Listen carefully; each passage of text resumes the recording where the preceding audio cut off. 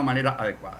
Sí, me gustaría la opinión de la licenciada Ana Matilde Gómez como jurista de los pros y los contras de los caminos que pueda tener en un momento dado la empresa o las herramientas o las opciones para hacerle frente a este tema, o simple y sencillamente se cruzarían de brazos, dirían, está bien, nos vamos, la Corte declaró la inconstitucionalidad y se acabó. También preguntar un poco y todo lo que hay dentro de este puerto, lo hablábamos ayer con entrevistados, grúas, equipos técnicos, todo lo que hay dentro de puertos que fueron de una u otra manera traídos de cero a lo que son hoy día. ¿Qué puede pasar? Es la pregunta, y lo hago como pregunta, no como opinión. Sí, bueno, buenos días Álvaro, Lideika, René, un saludo y a todos los que siguen este programa.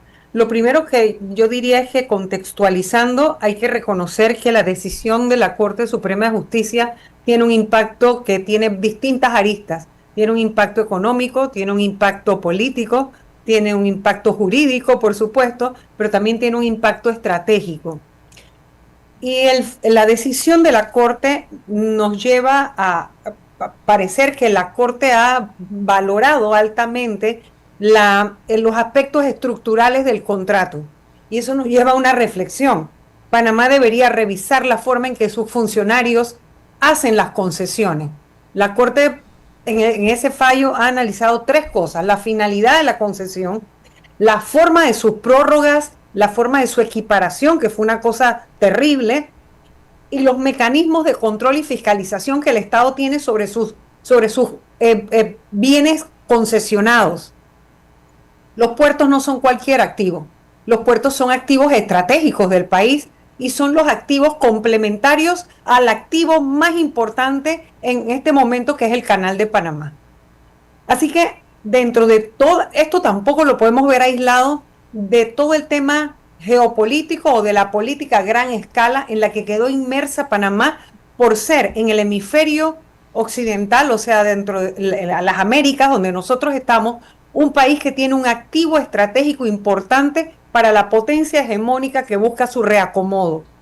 Así que nosotros quedamos en medio de un conflicto primero que no era nuestro, y pareciera que la salida ha sido la mejor que en las circunstancias el país podría tener, por dos elementos que yo considero.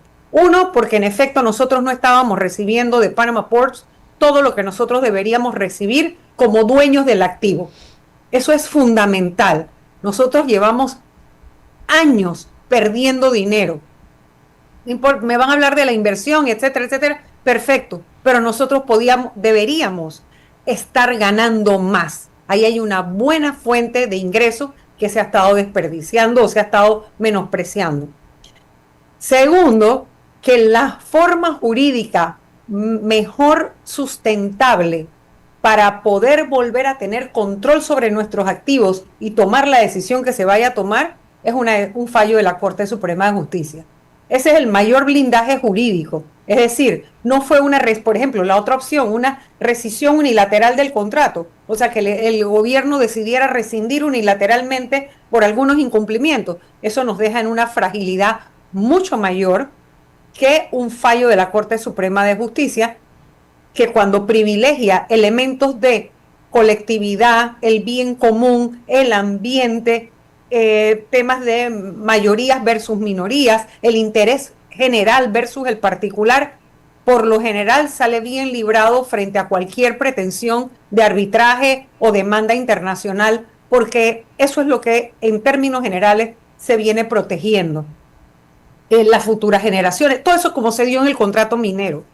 El fallo de la Corte nos blinda. Ahora, ¿cuál es la posición? Ahora estamos en una posición de que podemos estar en control. Todo va a depender de lo que se decida hacer. Hay una transición, parece que se aprendió la lección con lo de la mina, y lo primero positivo que rescato es inmediatamente buscar la forma de que haya una transición que asegure los puestos de trabajo. Eso es fundamental desde el punto de vista económico, desde el punto de vista jurídico y desde el punto de vista social. Eso es muy importante, yo diría lo más importante. Segundo, haberse preparado para los escenarios, porque es que solo dos cosas podían pasar. La Corte solamente podía decir sí o no, o sea, no había otro camino. Así que hubiera parecido una irresponsabilidad del gobierno no estar preparado para cualquiera de los dos escenarios. El pronunciamiento del señor presidente hace parecer que en efecto estaban preparados para los dos escenarios, los analizaron y hay un equipo designado por el gobierno que lo lidera el ingeniero alemán Subieta. Eso da confianza porque no es un improvisado en el área, o sea, en ese sector de la economía se mueve bien, lo conoce, estuvo frente al canal, o sea que es una persona que es un buen interlocutor de cualquiera de las decisiones que se vaya a tomar, que se concesione internacionalmente, que se asigne temporalmente, y ahí hay que tener el cuidado de no parecer que nosotros estamos tomando bando o partido para volvernos a enredar en el tema geopolítico del reacomodo de las potencias. Yo diría que con eso hay que ser cuidadoso. O tomar la decisión de que Panamá administre sus puertos como bienes estratégicos, como con una capacidad logística, ya sea temporal o no sé, pero todo eso hay que analizarlo. En qué manera, por ejemplo, la ACP, que está licitando 2 puertos, pudiera desde ya demostrar la capacidad que puede tener para la administración, no necesariamente la operación de esos puertos. Así que yo creo que el escenario es positivo para Panamá y todo va a depender de los pasos que se vayan dando, los mensajes que se den al mundo, de qué tan preparados estamos para poder manejar estos activos tan estratégicos y en qué forma nosotros nos salimos elegantemente del conflicto, que ni China ni Estados Unidos, o sea, que la decisión que tomemos ahora no significa que se lo quitamos a uno para ponérselo al otro, no, sino que tomando en serio el país, porque ha sido su Corte Suprema de Justicia la que con fundamentos jurídicos reales y que están comprobables en el fallo, toma una decisión, ahora nosotros sacamos la mejor ventaja posible y nos posicionamos nuevamente ante el mundo como un país serio en lo que queremos ser, que es la plataforma logística para una gran cantidad de países. Ok,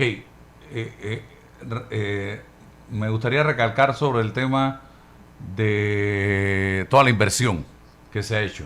Bueno, en materia de concesión, nunca un contrato de concesión es un contrato de igualdad de las partes. Eso es lo primero que tenemos que tener claro, porque el contrato de concesión es un contrato de administración de un activo donde nunca se pierde la propiedad. Y por lo general, yo no recuerdo ahorita todas las cláusulas de ese contrato, pero por lo general los contratos de concesión se redactan tomando en cuenta que todo lo que se construye, todo lo que se hace que no se pueda llevar el concesionario, todo pertenece al dueño del activo, al final del contrato. Y este contrato tiene distintas formas de terminación y una de ellas es la que ha ocurrido, que es por una decisión jurídica como este fallo que ha declarado inconstitucional el contrato que se dio. Así que yo no creo que sobre eso debe haber ningún problema. No es el primer caso en el mundo, hay precedentes, hay jurisprudencia o hay legislación, así que, y hay doctrina. Así que lo más importante va a ser ese equipo de coordinación, que sean las mejores mentes del país para estar con una contraparte que tiene la posibilidad de contratar grandes y buenos abogados y buenos técnicos y expertos portuarios, etcétera. Panamá también los tiene. Panamá tiene personas preparadas en esta área y lideradas por Alberto Alemán Subieta. Yo no tengo la menor duda de que va a ser una buena negociación. Ok. El próximo asalto, jurídicamente hablando, ¿se daría localmente o internacionalmente a juicio suyo?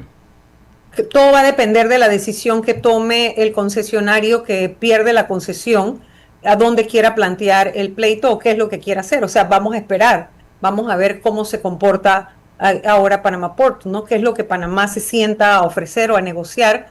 Porque Panamá tiene un fallo de la Corte que es obligatorio, definitivo, es final, o sea, es superior. Es una norma, es una decisión muy superior porque está basada en nuestra Carta Fundamental, que lo que habla es de años de incumplimiento y que también nos llama a la reflexión de cómo nosotros debemos contratar, revisando bien nuestra Constitución antes de estar firmando contratos, ¿no? Aquí no cabe la figura de la expropiación. Bueno, esta es una forma que es más jurídica, ¿no? O sea, la expropiación también tiene base jurídica, pero no es el caso. O sea, no se ha dado una expropiación. Lo que se ha dado es un fallo de la Corte que dice, señores, esto violenta la Constitución. Y sabemos que las decisiones constitucionales son a futuro, no son para el pasado. Es decir, las consecuencias, no es decir, espérate, es que era inconstitucional. Sí, lo era, pero se canta como quien dice usted toca machín a partir de ahora, porque es a partir de ahora, son con efectos a futuro, para enmendar cosas del pasado, sí, pero ahora en adelante tenemos que hablar porque ahora es que la Corte nos ha dicho todo acto administrativo hecho por alguna autoridad se presume legal, sobre todo por cuando son actos oficiales, se presume legal. Y todo acto legal se presume constitucional hasta que la Corte Suprema se pronuncie. Sí, eso es un principio fundamental también en derecho, ¿no? Licenciada Ana Matilde, ¿qué hacer con todos aquellos que avalaron este contrato que ahora es declarado inconstitucional, o no se puede hacer absolutamente nada desde el punto de vista de la justicia, incluyendo al propio Contralor de la República?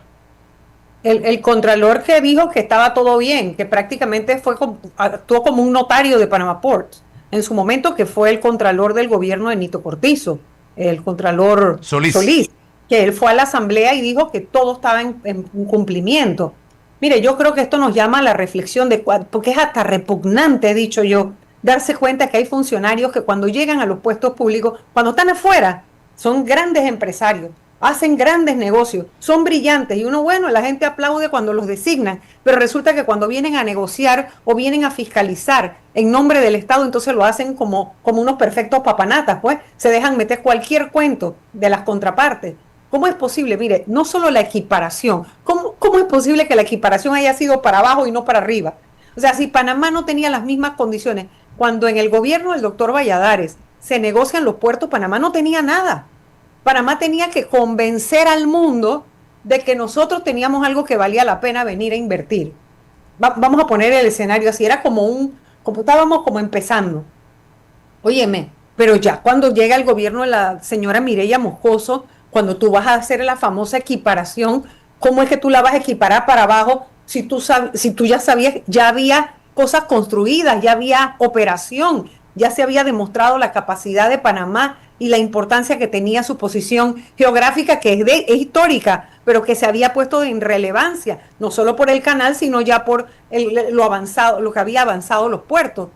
Y después, entonces, ¿cómo es que en el de Nito Cortizo tienes la posibilidad, y que creo que en el de Varela también, porque ahí se dio algo automático, no me acuerdo, y después en el de Nito, es que todos esos funcionarios uno se pregunta, pero ¿cómo se pueden sentir? Pero además, ¿cómo nos sentimos nosotros los panameños? De que cuando uno deposita confianza en servidores públicos para que hablen en nombre de todos los panameños, cuando tienen que negociar los activos y las cosas del Estado, ¿cómo es posible que lo hagan en detrimento de los mejores intereses de la colectividad o de las grandes mayorías? Porque ahí se fue un montón de dinero que se puede utilizar para muchísimas obras sociales, para para más crecimiento económico y también para desarrollo social. Entonces uno pregunta, ¿no va a pasar nada?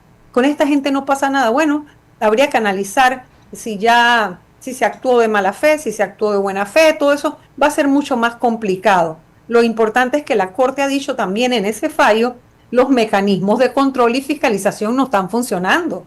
Ojo, porque haces un contrato pero no le das seguimiento, haces un contrato pero no fiscalizas como corresponde, haces un contrato pero no tienes control sobre tu activo, que tú no pierdes la propiedad en una concesión. Así que es un llamado de atención para los que están funcionando ahora también, para el gobierno en turno, que está negociando y que pretende negociar activos estratégicos del país, que comprenda que se lean los dos fallos. Los dos fallos van en la línea de proteger la supremacía del dueño del activo y de cómo proteger a esa colectividad en nombre de la cual tú actúas. Ayer el expresidente Martinelli escribió: si mi memoria no me falla, creo que hubo una gran discusión con el tema de la equiparación de todos los contratos de los otros puertos al de Panamá o sea, todos al contrato ahora declarado inconstitucional. Y la misma se hizo al tenerse tasas y contribuciones más bajas al Estado. ¿Alguien me puede decir si lo que afecta a uno se equipara y afectaría a los otros? Antes era bueno cuando beneficiaba a todos las concesiones portuarias en detrimento del Estado. Y ahora, de veras, esto me deja algunas dudas. Lo que sea que pase, hay que negociar para los mejores intereses del país, con mayores ingresos al Estado y proteger a todos los trabajadores en sus puestos laborales, como también a todos los suplidores. Ese tema de la equiparación entraría en el análisis en este momento.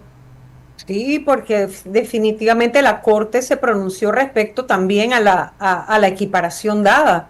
Así que las formas estuvieron mal, formas y fondo. Así que bueno, no sé, los que están en los puestos tienen que hacer ahora los análisis que corresponden a la revisión para que haya la certeza de la juridicidad de la forma en que tenemos los distintos contratos en el país.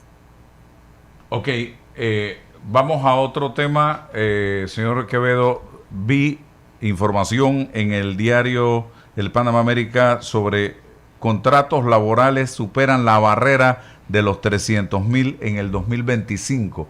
Esta cifra es significativa porque también hay que considerar la cantidad de empleo que se perdió. Sí, definitivamente creo que es significativa dado el contexto, ¿no? Es decir, como dije antes, nosotros en los últimos 2 años, 2023, 2025, perdimos 80% de nuestras exportaciones y 70,000 empleos, ¿no? 54,000 de la mina y otros 15, 20,000 de Chiquita.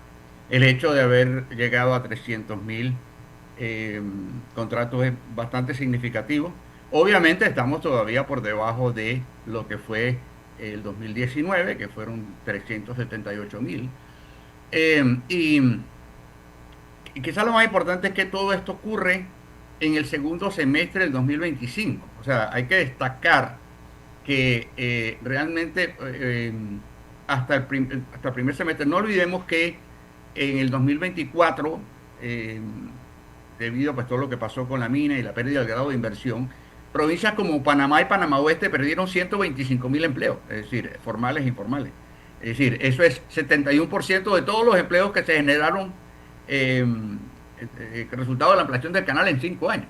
Más aún, hay una pérdida de masa salarial en Panamá y Panamá Oeste de 60 millones mensuales. ¿Okay? Y vimos en el principio del año pasado que las recaudaciones del ITBMS caen 11% en el primer semestre. Es decir, en el primer semestre del año pasado hubo 128 millones mensuales menos de consumo y 60 millones mensuales de pérdida de masa salarial. Es decir, el 47% de la caída del consumo a nivel nacional se debió a la pérdida de empleo formal en las provincias de Panamá y Panamá Oeste.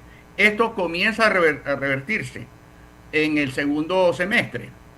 Entonces, esto pues plantea que estamos recuperando el ritmo de generación de empleo.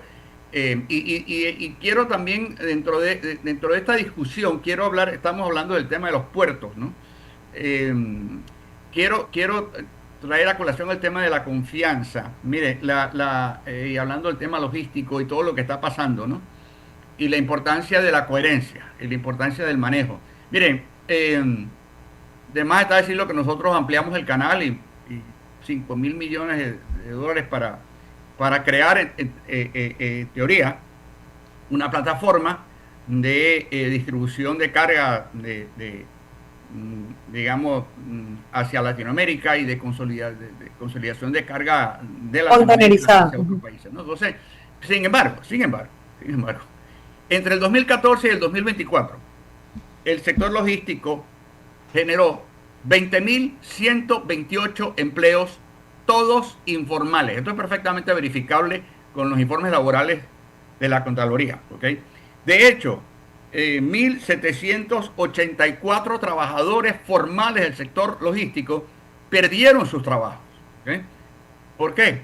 porque obviamente no transmitimos confianza de que invertir en el sector logístico, ¿okay?, es negocio, sencillito. ¿Okay? Entonces, creo que en este contexto es absolutamente crítico que nosotros transmitamos confianza. Si no hay confianza, no habrá inversión privada, y si no hay inversión privada, no habrá generación de empleo formal. Obviamente no habrá contratos laborales en Mitradel. Sencillo. Habiendo dicho esto, y estos son estimaciones del Observatorio del Mercado Laboral de Mitradel, porque todavía el informe de la Contraloría no ha sido publicado, en el 2025 se generaron 7.600 empleos formales logísticos. Esto quiere decir de una manera que está mejorando la confianza en el sector logístico, sencillo. Es decir, entonces, creo que volvemos al tema, ¿no? Lamentablemente nosotros estamos más preocupados de buscar culpables que de encontrar soluciones a problemas que no entendemos.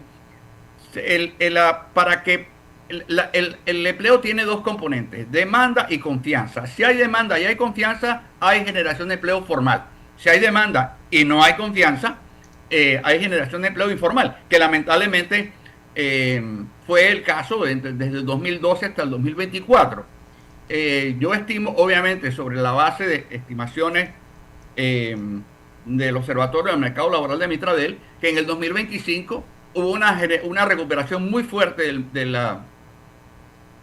del empleo formal, y que me atrevo a asegurar que hoy tenemos más gente trabajando formalmente en la empresa privada que nunca en la historia. ¿Okay? Obviamente hubo un efecto rebote porque se perdió mucho empleo el año anterior, pero creo que volvemos al tema, independientemente de los numeritos. Y desde ese punto de vista creo que pues hay que destacar y hay que reconocer el liderazgo del presidente Mulino para comenzar a tratar de transmitir el mensaje de que somos un país confiable para invertir. Obviamente el tema de las listas, pues se cuestiona pues todo nuestro sistema financiero, y ciertamente la atracción de inversión extranjera, que va a tardar un poquito, ¿no? Es decir, a ver, después de lo que pasó con el fiasco minero y la masacre laboral de Bocas del Toro, no podemos pretender que bueno, confía en mí porque yo soy buena gente, ¿no? Esto va a ser un proceso. Creo que se están dando los pasos. El foro que se acaba de dar con la CAF, creo que es un paso en la dirección correcta. Obviamente, pues la gente está mirando los discursos, todos muy buenos, los presidentes, espectacular. Pero no olvidemos que hubo una cantidad de reuniones que se dieron. Yo estuve en un par, no solamente de equipos de gobierno, sino de empresarios de estos países que vinieron acá, y realmente el futuro es brillante. Panamá tiene que restablecerse como el punto de encuentro, y creo que se están dando esos pasos. Obviamente es como una pequeña velita que está comenzando a agarrar fuego, así que es un proceso y depende en gran medida de nosotros mismos, ¿no? Insisto, ¿no? A veces hay esta tendencia al pesimismo. No todo está bien, sí, correcto, pero tampoco todo está mal. ¿Qué es lo que sabemos hacer bien? Y creo que como en cualquier negocio, como en tu negocio, Álvaro, las ventas de tu restaurante van a subir por hacer más de lo bueno, no solamente corregir lo malo. Y así que creo que estamos en ese proceso, pero volvemos al tema. Si no hay confianza, no habrá inversión privada, y si no hay inversión privada, seguiremos generando informales, con la particularidad de que, como he dicho ya aquí antes, perdimos el trabajo, nos comimos los ahorros y estamos usando el saldo, estamos usando la tarjeta de crédito para hacer súper, y se nos acabó el saldo. René. Así que tenemos que enfrentar la realidad, ¿no? Y creo que la estamos enfrentando, y me parece positivo lo que estoy viendo, aunque obviamente no es nada para festejar con champaña, no es una varita mágica, así que es un proceso más que un acto. Sí, René. La Asamblea aprobó en tercer debate el proyecto de ley número 342 que crea el programa de pasantía, una iniciativa dirigida a facilitar la inserción laboral de jóvenes panameños entre 18 y 25 años sin costo para el Estado. La propuesta aprobada el martes 28 de enero pasado fue presentada por la ministra de Trabajo y Desarrollo Laboral, Jacqueline Muñoz, y cuenta con el respaldo del Consejo de Gabinete. Su objetivo principal, ofrecer a la juventud una primera experiencia laboral formal en empresas privadas y organizaciones no gubernamentales, aun cuando no cuenten con experiencia previa. Lo positivo de esto, René. Bueno, a ver, tenemos que entender que hoy tenemos, insisto, de acuerdo a estimaciones del Observatorio del Mercado Laboral, desempleo juvenil del 20%, es decir, de los jóvenes de 15 a 29 años. El desempleo juvenil es la crisis dentro de la crisis, así que esto es un paso más. Creo que desde este punto de vista tenemos que entender que son pasantías pagadas. O sea, a ver, las competencias laborales solo se adquieren en el ámbito laboral.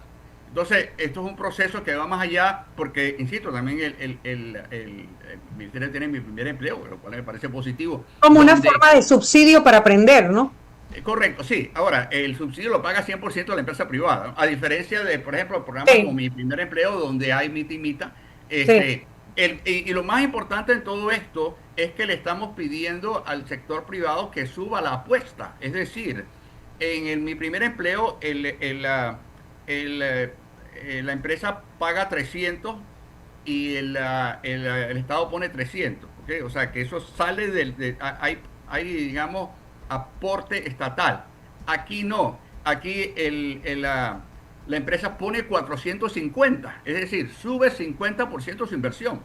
Entonces creo que obviamente y al final del día lo que se quiere generar es un contrato. A ver, yo voy a capacitar a este muchacho en las competencias que yo necesito para yo, digamos, poder darle, contratarlo. Vamos a estar claros, el objetivo final es que eso se logre. Entonces, esto va a ser un proceso, obviamente, pues hay pues todas estas discusiones de que explotación, no, que no hay explotación. O sea, a ver, yo estoy formando al muchacho.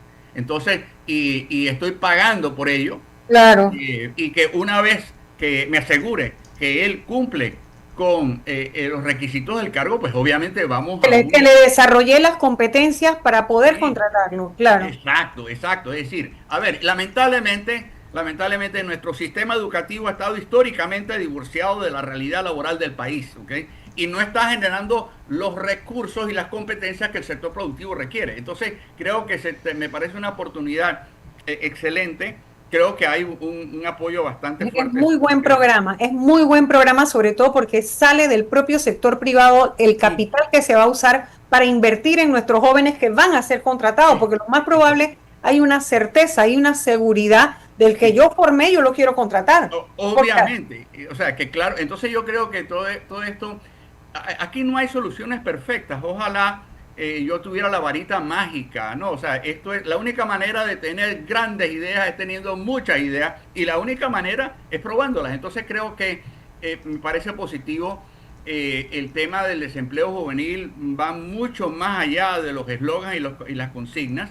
Tenemos una caída en la inversión privada, se está recuperando, como dije antes, pero tenemos un déficit importante. No olvidemos que, de acuerdo a cifras del INEC, solamente 1 de cada 3 graduados en nuestras universidades encuentra empleo. Data dura, perfectamente verificable. Entonces, creo que es momento de realmente hacer lo que tengamos que hacer para apoyar a los jóvenes a que encuentren un trabajo digno. Pero obviamente, insisto, bajo la premisa de que no están preparados para el mercado laboral, porque el sistema educativo no los está preparando. Entonces, creo que es un punto importante. El sector privado está aumentando la apuesta, ¿ok?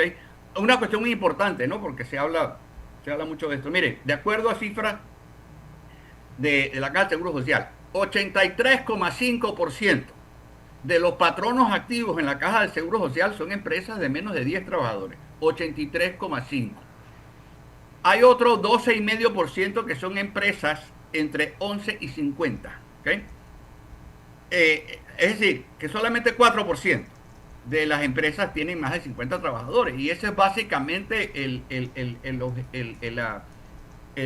mercado objetivo de esta ley. Y tienen una particularidad, pues todos tienen por lo menos un departamento de personal, porque yo tengo que depender que se le capacite a este muchacho, y eso es algo que obviamente donde Mitradel va a estar muy atento, asegurándose que ese muchacho, porque no es solamente capacitación, sino capacitación y desarrollo, es decir, no es darle cursos, sino asegurándonos que este muchacho está absorbiendo esta capacitación.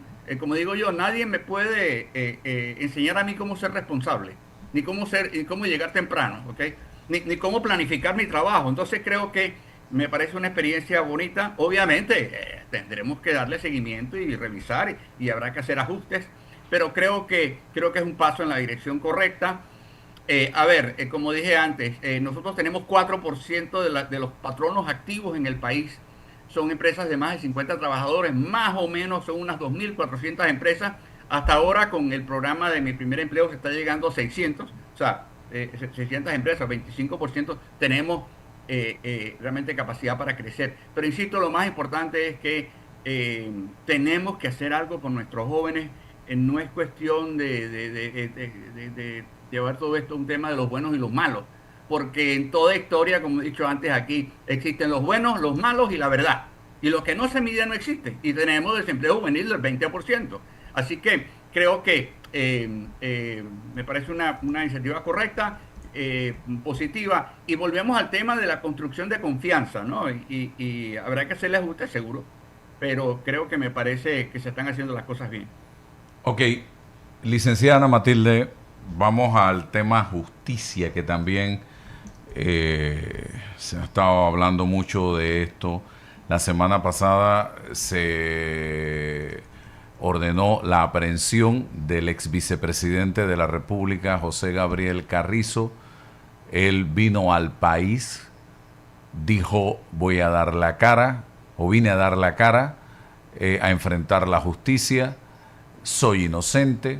Sin embargo, venía de Guatemala, de intentar tomar posesión como diputado del Parlacén, por lo que se denomina por derecho propio, como ex vicepresidente de la República.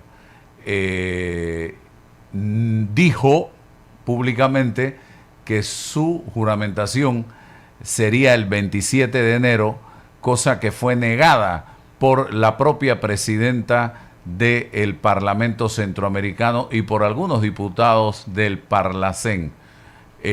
Acá, en la audiencia de control, imputación, para revisar la aprehensión y las medidas cautelares, se presenta un recurso o advertencia de inconstitucionalidad alegando que el señor Carrizo era automáticamente diputado del Parlacén y los estatutos del mismo organismo hablan de que, sea por derecho propio o sea por elección, necesita juramentarse para poder ser diputado del Parlacén. Su análisis de todo esto, licenciada Ana Matilde Gómez. Sí, es correcto, Álvaro. Bueno, estamos asistiendo nuevamente a una serie de eventos que nos enrostran todas esas debilidades que tiene el sistema a la hora que intenta hacer comparecer o atraer a la justicia a algunos servidores públicos dependiendo de los distintos rangos y posibilidades, ¿no? Y vuelve al tema o al tapete o al debate que nunca es amistoso de Panamá y el Parlacén y para qué nos sirve el Parlacén. En este caso, el ex vicepresidente, entre los otros casos que tiene andando en el Ministerio Público, este particular por el que se le ordenó la aprehensión, que es una facultad que tiene el Ministerio Público, está en el Código Procesal, que tiene solamente 3 requisitos: que exista un delito, una probable vinculación y que la causa lo amerite o que la investigación así lo amerite. Voy a pararme en el punto de así lo amerite. Y creo que el Ministerio Público, al darse cuenta de una persona que tiene vinculada a un delito, y abro otro paréntesis aquí, un delito que es instantáneo, no es que necesita más investigación. La investigación ahora, bueno, sí, para los contradictorios del informe de auditoría y demás, pero el delito de enriquecimiento injustificado, que es este por el que se le ordenó la aprehensión, es un delito que inmediatamente surge a la vida jurídica cuando se hace la auditoría entre la declaración de estado patrimonial, que es una obligación del servidor público que entra en funciones, y la de salida del cargo, cuando hay, dice la norma, el verbo rector de este delito, de este tipo penal, es el incremento. O sea, tu patrimonio creció, ya sea por cosas que adquiriste o cuentas, deudas que saldaste a través de ti o de interpuestas personas. Todos esos elementos están y concurren en este tipo penal. Y ese incremento, el de que sea, tú no lo has podido justificar. Ese es el tipo penal. Y eso o está o no está una vez que se termina la auditoría. Entonces, si el Ministerio Público tenía este caso, ya con el informe de auditoría tiene un elemento importante, tiene las dos condiciones que están en la norma procesal que te menciono. ¿Cuál es el tercer elemento? Que la investigación lo amerite. Bueno, si el señor ex vicepresidente estaba en Colombia de viaje y resulta que tenía la fecha de ingreso al país de regreso, esto se ventiló en la audiencia, tenía de regreso la fecha 19 de enero, pero el 19 de enero en vez de venir a Panamá viajas a Guatemala, tú le estás mandando una alerta al que tiene el expediente y que te quiere traer para notificarte o quiere traerte a la investigación de que lo más probable, si en Guatemala, eso es un hecho público y notorio, está la sede del está donde tú puedes tomar posesión para el Parlacén. Entonces tú puedes cambiar tu condición jurídica y todo lo que yo he hecho ahora no me serviría de nada porque lo tendría que remitir a la Corte Suprema. Pero además él también transmitió un video que se hizo público donde él señalaba que iba a ser juramentado. Así que es evidente, se ordena la aprehensión para traerlo al proceso porque hay la duda de que no iba a quedar arraigado al expediente en la fiscalía, sino que se iba a juramentar y cambia toda la condición de la investigación. E inmediatamente cuando usted ordena una aprehensión también gira, si la persona no está en el país, eso le alerta al fiscal de la posibilidad de que se vada de la justicia. Entonces también se mandan las alertas de Interpol, que cuando son perfiles altos políticamente, Interpol se toma su tiempo porque tiene sus parámetros para verificar. Pero también está, por lo general se dicta la alerta inmediatamente. Así que, bueno, esas son las condiciones precedentes. Y en este caso, pues, yo observo siempre y digo y reitero, como en este delito, la prueba principal es el informe de auditoría, hay que pedirle a la Contraloría, al señor Contralor, que sean muy objetivos y muy cuidadosos de su trabajo, que la facultad legal que él tiene sea complementada con autoridad moral, aquella que se deriva de las actuaciones públicas, para que usted no se ponga en tela de duda la posibilidad de que el trabajo ha sido técnico y objetivo y no se trata de ninguna persecución política. Ese es el llamado. Señores, presten atención.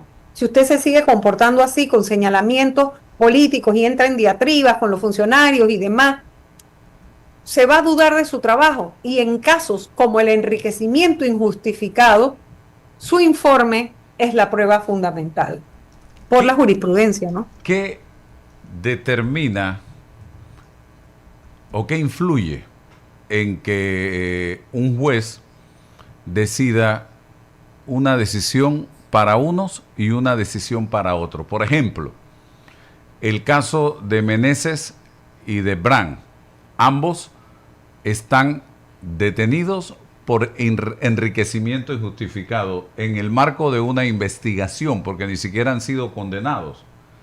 Están en detención preventiva, creo que es el término correcto.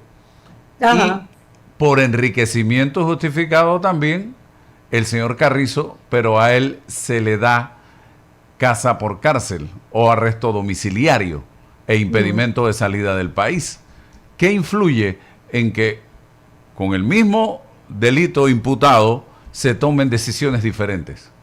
Y sobre todo con cuantías mayores, ¿no? Porque uno se pregunta, Meneses creo que es como 400.000, lo que no ha podido justificar.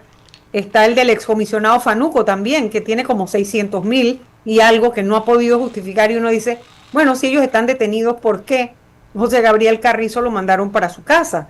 Y ahora tú señalas Brands también, pero yo creo que no estoy muy segura si el de Brands es solo de enriquecimiento injustificado.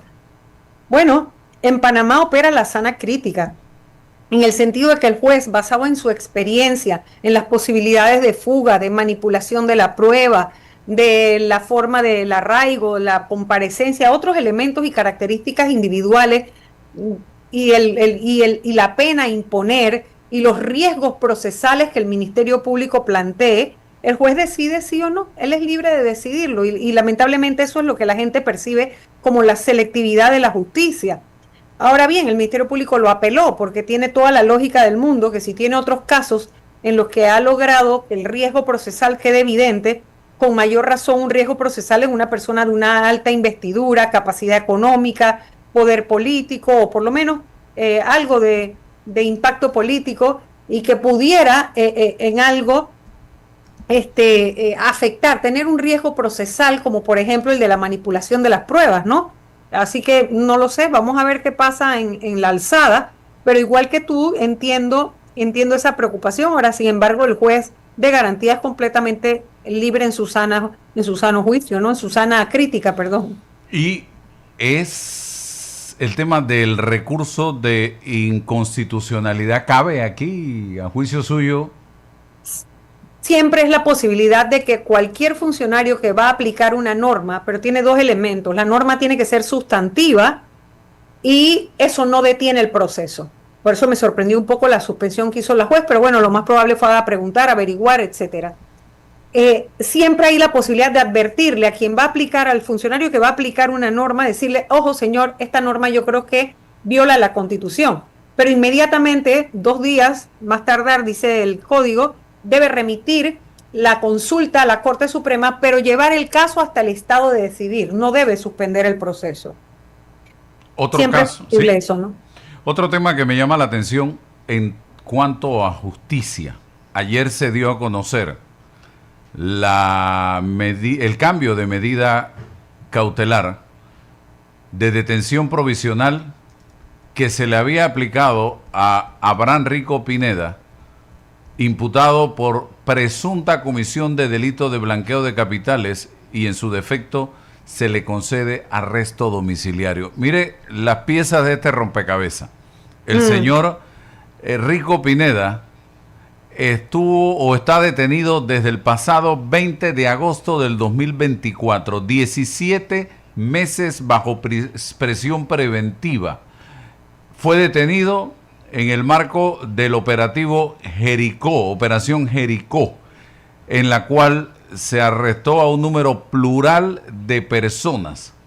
El señor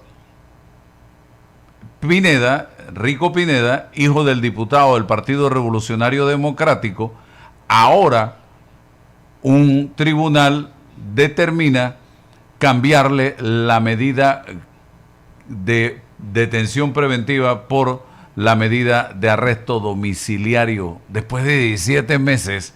¿Qué habrá influido en ese cambio de medida? No es que yo quiera que esté preso, ni tampoco que esté en la casa, pero me llama la atención que después de 17 meses y después de que un juez en un tribunal en Panamá, no en otro país, decidiera que debía estar detenido, ahora otro dice que no, que se vaya para su casa con arresto domiciliario. Y sí, lo cual... ¿Qué me dice usted? Sí, lo cual no significa que no siga la investigación y que él no esté vinculado. El arresto domiciliario es una de las alternativas a la detención preventiva. Yo podría pensar, porque no conozco ese expediente, ese es un delito grave, lo único que se me ocurre pensar es que los riesgos procesales hayan cambiado a este momento de la investigación, en cuanto a que lo que se iba a obtener de él o lo que él podría dañar, o que no hay ningún riesgo de su vida, o que la vida de otros testigos esté en peligro por él. No sé. O sea, habría que analizar, porque evidentemente la norma te dice que mientras haya riesgo procesal de fuga, de manipulación de prueba, de atentar contra sí mismo, atentar contra otros, etcétera, de evadirse de la justicia, todos esos riesgos se considerarán para tener a la persona en prisión en lugar de cualquiera de las otras medidas que se toman antes de la detención preventiva. Lo que pudiera hacer es que han cambiado el nivel de riesgo procesal que hay respecto a todo lo que él ya iba a cantar o todo lo que iba a decir. No lo sé. Y ojalá que sea una cosa que en derecho se pueda fundamentar. Lo que hay que tener muy claro es que justicia no es igual a cárcel durante la investigación. Que cuando se dan los presupuestos procesales de esos riesgos que pueden que pueden significar que la persona esté fuera de la cárcel, hay que tomarla en cuenta para que esté detenida, para que no se dañe la investigación. Si esos riesgos procesales desaparecen o disminuyen, no hay nada que impida que se valore el cambio de medida, ¿no? Aquí dice la noticia, Abraham Rico Pineda había solicitado cambio de medida cautelar en 4 ocasiones, pero todas habían fracasado con el argumento de que los cargos imputados eran graves y que mantenía riesgo de fuga. Entonces hay que ver si ese riesgo, qué es lo que le dijeron al juez, qué es lo que el juez valoró en este momento. Esperemos en Dios que no sean presiones de carácter externa ni otro tipo de presiones, porque si no ha variado nada en la investigación, si el riesgo sigue presente, esa medida no tiene justificación. El cambio de la medida. ¿Y qué piensa usted del acuerdo interpartidario? 8 partidos políticos unidos para tratar de cerrar los portillos, las vías, los caminos, las puertas a los independientes en las elecciones de mayo del 29. Mire, yo había querido no estar opinando sobre esto porque, a diferencia de los que corrieron en listas, cuando yo corrí gané, corrí sola. Así que a mí de alguna manera en ese momento me benefició que me fueran a buscar individualmente en la papeleta. Entonces quiero liberar cualquier conflicto de interés desde el punto de vista de decir que ahora viendo los dos universos, la mayor posibilidad de llevar a más cantidad de personas que no están políticamente, partidariamente involucradas en la política, sino que son ciudadanos que quieren participar libremente, está en la posibilidad de que las reglas del juego sean iguales. Aquí lo único que están evitando es que se dieron cuenta que al permitirles usar listas, que es la regla que se usa para los partidos, que los de libre postulación también pudieran usar listas, abrió la puerta de manera más ancha y pudieron entrar más. Y eso es lo que quieren cerrar, y eso es una injusticia. Aparte de una injusticia, es no correr con las reglas iguales, y ya la Corte se ha pronunciado en ese sentido. La Constitución es muy clara, en igualdad de condiciones. O sea, tenemos iguales derechos, tanto las personas que están inscritas en partido como los que no lo estamos. No se trata de la destrucción del sistema de partidos, se trata de que tenemos derechos aquellos que somos casi el 50% de ese padrón electoral que no estamos inscritos en partido y nunca hemos estado inscritos en partidos. Derecho a participar con las reglas del juego que existen. Entonces, ¿cómo es que van a evitar una cosa que la propia ley permite para quienes tienen partidos políticos? Así que de verdad que no es una norma en progreso, es una norma en retroceso. Y es lamentable, y yo lamento que la gente de Moca, los partidos tradicionales uno no puede esperar de sus dirigentes que cambien su mentalidad de la noche a la mañana, porque esos procesos no se dan así. Tiene que venir la renovación dentro de los partidos para que gente más joven, con otra visión del mundo, entienda la política de otra manera. Mientras sean los mismos pensando de la misma forma, eso no va a cambiar. Pero en Moca, precisamente, Ricardo Lombana en su momento explicó a la ciudadanía que habiendo corrido por la libre postulación, él entendía que las reglas del juego lo habían llevado a crear el partido, pero no puede ser que lo hayan llevado a cambiar una mentalidad. O sea, ¿cómo no puede comprender la importancia de que se participe en igualdad de condiciones? Ese voto sí me sorprendió. ¿Qué opciones tenemos los ciudadanos para tratar de frenar esta reforma? Bueno, aparte de las demandas que se puedan presentar, que se presentan que eventualmente, y que cuando se falla ya se usó la regla y ya no sirve para nada, es la presión pública ciudadana de la exigencia que se le hace a los partidos. Eso no lo van a hacer los colectivos, y la única manera es la vía del voto, o sea, de castigar con el voto toda aquella actuación de los partidos que vaya en retroceso de una democracia plena, porque realmente a quien le están cercenando la posibilidad de mayor elección es al ciudadano, no es a uno. O sea, uno puede volver a intentarlo por la vía de libre postulación, cada uno solo en la papeleta. No sé si me explico. Sí. Pero a quien le reduces la posibilidad de tener mayor oferta para escoger y ejercer el voto en la misma forma que lo ejerce el que vota por una lista de partidos, es al ciudadano. Así que el retroceso es democrático, no es contra los independientes nada más, es contra el avance democrático del país y la participación política. ¿Cómo parecerá, si esto se aprueba, en la papeleta los independientes ahora, licenciada Matilde? Como cuando corrí yo la primera vez.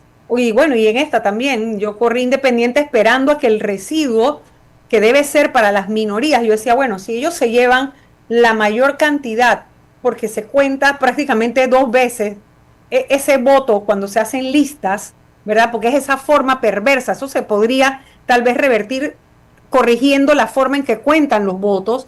El residuo, que no es del todo malo, porque el residuo lo que busca es que las minorías puedan participar. Lo que pasa es que los partidos lo han bloqueado al contar eso y ahora los partidos grandes se llevan el residuo también. La idea será en la papeleta como se aparecía en aquella elección en 2014. Hay 3 casillas para independientes, la posibilidad de que 3 personas aparezcan allí. En el caso de los circuitos plurinominales. Plurinominales, obviamente, ¿no? Y San Miguelito, que tiene 7 no, bueno, pero no van a poder tener esa oferta de la lista como la tuvieron ahora para meter, creo que San Miguelito metió 4 o 5 diputados independientes, 4. Imagínate, o sea, eso sin las listas no hubiera sido Entonces, posible. eso no es representativo porque claro que no. Los partidos, ¿por qué van a tener 7 opciones y los independientes solamente 3? Eso no puede ser. Así mismo es que solamente la matemática simple, es que no hay que ser un genio para saber que la medida es injusta. La medida es injusta, pero cercena el derecho del votante, no del que participa. Y bueno, el que participa tendrá menos opciones y menos personas, pero de todas maneras puede competir. Y atenta contra la Constitución. Claro, no hay igualdad de condiciones. Así es, y a quien más daño le hace es al elector, al ciudadano que no va a tener tantas opciones de personas que no estén vinculadas partidistamente o partidariamente como en la forma que lo están haciendo. Porque creo yo que si en el 6 de mayo del 2029 por lo menos le dieran cabida en el circuito 8, San Miguelito es 8, ¿qué? 8-5, a 7 independientes, el 8-3 son 4 diputados, a 4 independientes, ya la gente pudiera tener la opción de irse de frente votando por los independientes. Que eso es lo que temen.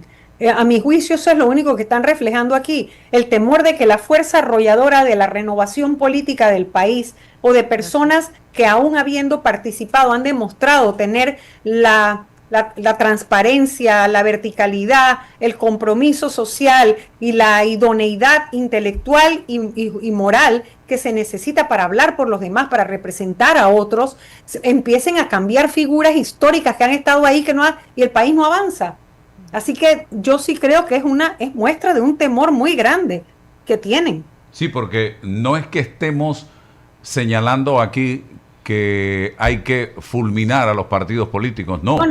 Los partidos políticos son buenos en toda democracia. Los partidos tienen que renovarse para que sus ofertas sean tan buenas como la de cualquier ciudadano que tiene características como que la gente aprecia para la política, que los partidos también tengan entre sus filas, que las tienen, personas con ese mismo talante o característica, pero no tienen la oportunidad, porque se enquistan los que han estado ahí históricamente.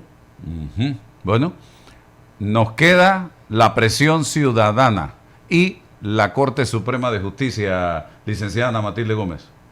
Así es, presión ciudadana, porque esa norma tiene que ir a la Asamblea y ahí eso va a ser aplastante. Pero si la gente empieza a presionar a esa Asamblea para que la reforma realmente obedezca a las necesidades del avance democrático del país, exigirle a su diputado cómo va a votar por esa reforma electoral. Bueno, gracias, licenciada Ana Matilde Gómez. Gracias a ti, Álvaro, y a todos los oyentes. Quevedo, Saludos. gracias. Por acá me escribe